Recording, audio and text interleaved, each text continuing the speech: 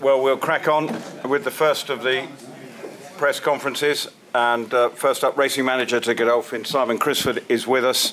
And then we will be bringing in trainers and jockeys after them, but they haven't got much time. But Simon, first up, as usual, the preparations for this, you've got a huge battalion of horses that you're readying for this, and presumably looking forward to the night with some good runners. Fantastic. We have 23 horses competing during the course of the night, and we're delighted that we have those numbers good enough to run on World Cup night. But obviously the horses that we choose to bring to Dubai at the end of October, we hope that sort of number would be good enough to be racing.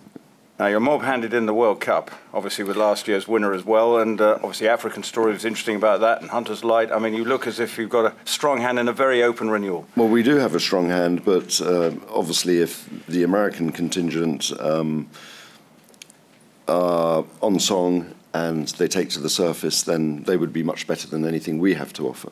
And our horses are good. And they love this track. Obviously, we have a home advantage because we've been racing here throughout the carnival. But I do believe that our horses wouldn't have the same class as Animal Kingdom and Royal Delta. I mean, these two are a better quality, more class than, as I say, anything we have to offer. Well, but Monterosso came out and I said there was some classy. You still can get it right. Yes, we can. I mean, of course, just because they're better quality horses doesn't mean that they can win. Because obviously we're racing at Meydan and our horses love the surface.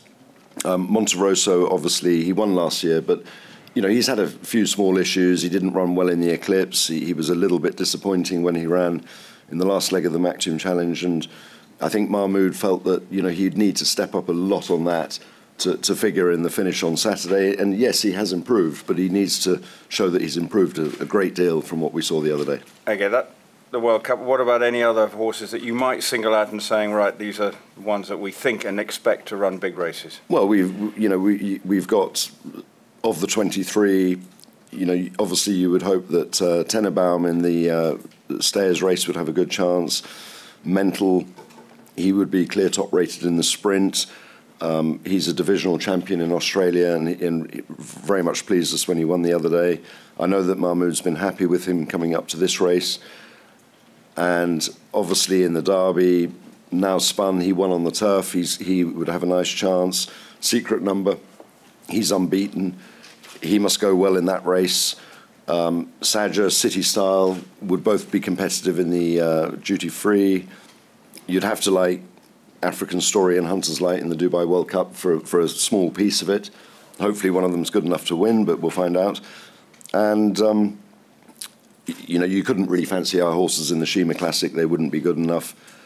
And I would say that Moonwalk in Paris would obviously be our #1 horse in the Goldolphin Mile, and he must be knocking on the door. And overall, looking at the team, do you feel it's a stronger one, more depth than previous years? How do you rate it? I would say it's probably the same as in previous years, but I think if you come into the evening thinking you're going to win, it never really does happen, and if you don't fancy anything, sometimes they do win. So I think we're just hoping that they run their races, and if they run their races, then if we get one winner somewhere, we'll be delighted.